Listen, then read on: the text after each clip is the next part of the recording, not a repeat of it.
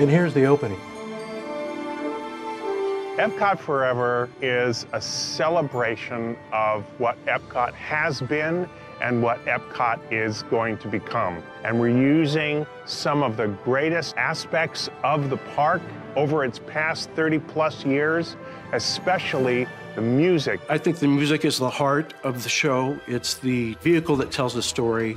It brings everything to life. In the show, there are some very familiar songs and themes that you're going to hear framed in a different way. I think everybody's in for a treat.